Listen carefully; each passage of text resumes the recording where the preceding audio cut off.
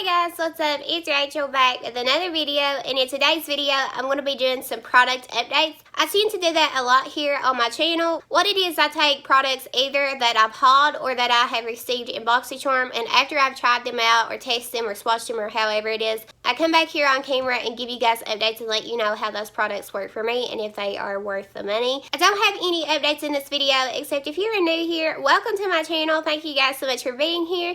If you would like, you can go ahead and hit that subscribe button, and you can also hit that bell to be notified every time I upload a video. But other than that, let's go ahead and get started with some product updates. So the first few products that I'm going to mention is some that I had received in BoxyCharm. The first one I want to talk about is from Tarte, and this is the Big Ego Mascara.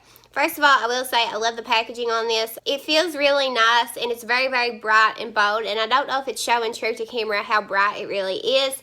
But this is what it looks like, and it says the font in that gold print. It's really pretty, but the product itself is not that great. I used it, and I don't like the way it makes my lashes look. It doesn't really give it any length. It separates, but no length. And the mascara wand is really big, so it gets mascara like on my eyelids, and actually I had some up here when I first used it, so I don't really like this. It doesn't really do much for my lashes, and it just makes a mess. So this is a big letdown for me. I don't really enjoy this mascara, and I will not purchase this on my own. I don't really enjoy it. The next product from BoxyCharm is this Wander Beauty Glow Ahead Illuminating Face Oil, and this is what the product looks like. It's very cute, and this did have a hefty price tag on it, I'm pretty sure. I actually really like this, and what I like to do with this is apply it before my makeup. Like it says, it is an illuminating oil, so it does give you that glow, and I talk about it a lot here on my channel, but I'm somebody that I have dry skin, and I don't like anything to emphasize texture. So when I apply this to my skin before I apply my foundation, what it does is it gives me that subtle glow, but it really does smooth everything and gets my skin ready for the foundation. So I really do like this, and I was glad to receive this in the box because I don't think it was something that I would purchase on my own. It does come out pink when you squirt it out, and it does have a slight scent to it, but nothing overpowering, just smells really fresh. So I really do like this, and I highly recommend this if you haven't tried it. The next product from BoxyCharm is this Becca Set and Refresh Powder, and this is what it looks like.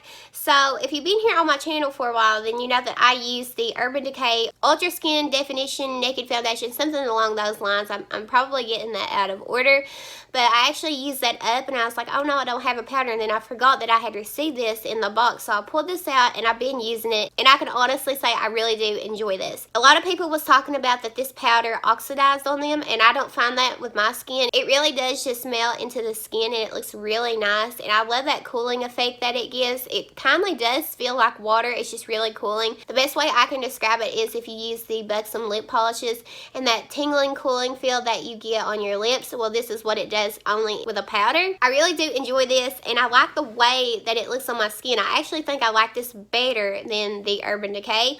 But I have to take in mind that that Urban Decay one is a powder foundation, and I was using it as an all-over face powder after I applied my foundation, while this one is one to actually set your makeup. So I actually prefer this one, and I'm not sure that I will repurchase the Urban Decay one now that I've tried this one. Even though they're meant for two totally different things, I feel like I do prefer this one, and I just really like it. It feels really nice, it looks really nice, and it doesn't feel heavy on the skin. So if you haven't tried this, I highly recommend it. Again, it didn't oxidize on me. And then the last thing from BoxyCharm that I have to update you guys on is this Steve Laurent lip liner in the shade Vogue. I don't like this at all. It's very stiff, it's very drying, and it kindly hurts applying it.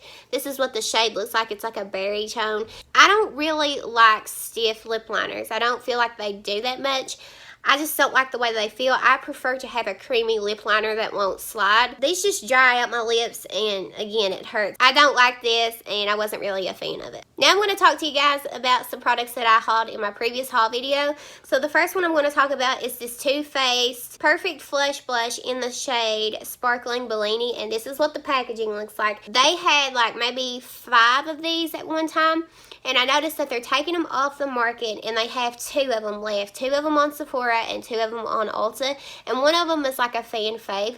So I tested this out. This is what the product looks on the inside. You have 3 different tones of a peach blush, and you can mix them all together, or you can focus your brush in one area and get that specific shade. And it does have a little shimmer, but honestly I can say that you don't really tell it that much. It doesn't really show any shimmer, but I will say that it's more of like a glowy blush. It's not a matte. I'm not really that crazy over it. I have blushes that I prefer over this. I remember at one time I wanted to buy all of these, and I think it's because they look really nice. They're very pretty packaging, and at the time this was Too Faced. This was their thing. I'm not saying I don't like the way that it looks, it's just I have others that I prefer over this, and I do not feel like it's worth the price tag. I think these retail for 30 bucks. I don't think these are worth it. It's cute, but it's just not that great. Now, the next product that I hauled in that video is something that I wanted to update you guys on, and that is the Morphe and Jeffree Star Setting Mist. And this is the strawberry scent. This was his collab with Morphe. I really do love this, and I had never tried the Morphe Setting Mist, and I knew that a lot of people really loved it. The one thing that I always heard about it was like the can, the sprayer was really nice. You could push it down and it would keep on coming out. It's not one that you have to keep squirting. It really does set my makeup, and I love the scent. I wish that they would make this one permanent, which I don't see that, but I really do like this. And if you haven't tried it, I highly recommend it, especially someone if you haven't tried the Morphe Setting Mist in general. I highly recommend this one. The next product I have to update you guys on is one of these Huda Beauty neon palettes, and I picked out the pink one.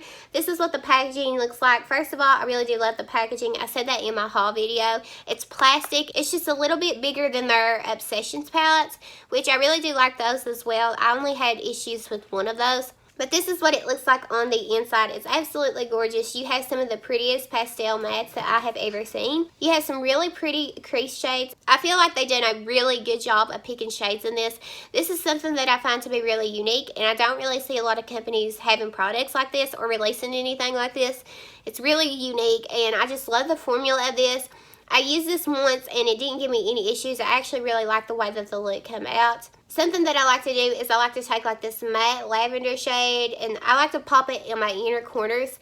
If I'm doing like an all neutral look, I have like a light brown in my crease. I just pretty much build on that and do like a really pretty neutral look, and then I like to pop this in the inner corner. It's really pretty, and it's an all matte look.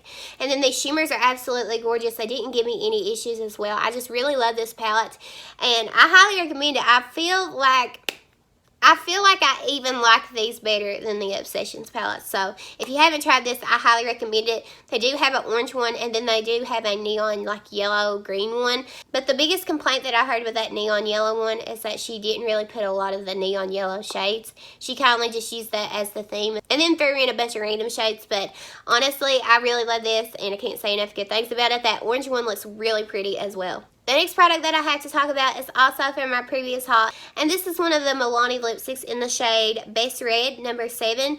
I remember back in the day, people used to talk about these all the time here on YouTube, but now you don't really hear much about them anymore. I guess it's because there's so many things that come out and there's so many things that's took over. But I was just looking around and I saw these, and I knew that they used to be really hyped up, so I just grabbed one, and I ended up going with a red shade, which normally if you haven't tried a formula, the best thing to do is go with a nude shade, but I didn't do that. These retail for like $5, and I wanted to know what the hype was all about. Like a long time ago, I remember Jaclyn Hill talking about these all the time. Like I said before, I'm actually wearing it today, and I do like the color, and the formula is really creamy, but for some reason I had a really hard time applying this, and I don't know if it was because it was such a deep shade.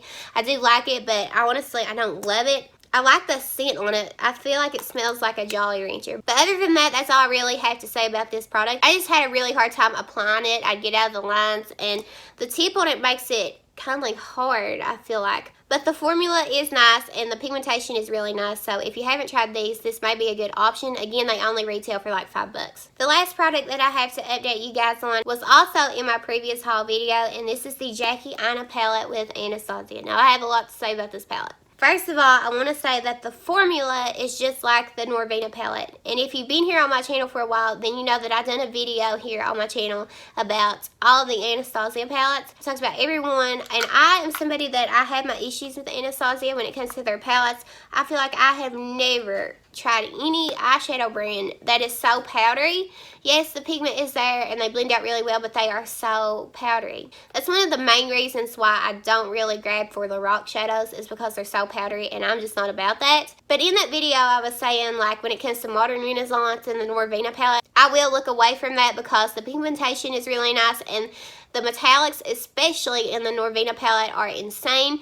And I was watching Jackie's video, and she was saying how she wanted the metallics to be just like the Norvina palette because those were her favorites, and those were my favorites. I can honestly tell you that the metallic shades are the exact same. They're very pigmented, they're very blinding. Some of them have this pretty shift, like a duochrome shift, very unique. And the mattes are really nice as well. They blend out really well, and they're really pretty crease shades. Something the Norvina palette was really lacking was those shades to give you that depth in the crease. But Jackie put in here a really, really dark brown, and she always talked about how she wanted something that was really, really deep, and that the Anastasia brand had never really come up with a true dark brown, and she did. I really do enjoy the crease shades. I really do enjoy the metallics. It's very unique. It's very different. I talked about before when I looked at this palette, I thought it looked like a sister palette to the Norvina palette. So I love it. I love the formula. I feel like the colors are different. They're unique. And if you haven't seen it, I'll give you a close-up. This is what it looks like, which I'm sure that you have seen it. The thing that's really bothering me about this palette is I feel like it's getting a lot of backlash. I feel like people are saying that it's duped. You can find so many dupes for it. I don't agree with that. I don't agree with that at all. I feel like it's really unique. I don't see any dupes. I personally, when I seen that, I pulled out my Anastasia palettes, and I was looking, and I was kind of trying to see if I could find any dupes. They look similar in some ways, but they're not dupes. A lot of people like to do videos where you do half one eye and half on the other, and you say which palette's which. I don't feel like you could do that with this. I didn't really like the backlash on it. For some reason, it kind of made me really upset. So I wanted to speak out on it and just talk about it. And I also saw where Norvina released her palette as well. I kind of thought that was shady, honestly. That was really, really soon to drop her palette. Jackie's palette had only been out for like 2 weeks, and I felt like she should have had her time to shine. But that's just my take on it. What do you guys think? Leave it down in the comments below, because I definitely want to hear from you guys. But overall, I really love the palettes. I love the formula, and I love the colors. And around the fall time, I feel like I'm going to get a lot of use out of this. I just really enjoy it. And I can honestly say I feel like this is my favorite. I feel like it's beat the Norvina palette for me. I think out of all the Anastasia palettes, this is the one that I'm going to grab for the most. But other than that, that is all the product updates that I had to talk about. I hope you guys enjoyed, and I just want to thank you guys so much for being here and liking and commenting. It honestly means the world, and don't think that you go unnoticed, because I truly see you and I truly do appreciate you. But before you go, please don't forget to subscribe and hit that bell below so you're notified every time I upload a video. Again, thank you guys so much for watching, and I will see you in my next video. Bye, guys.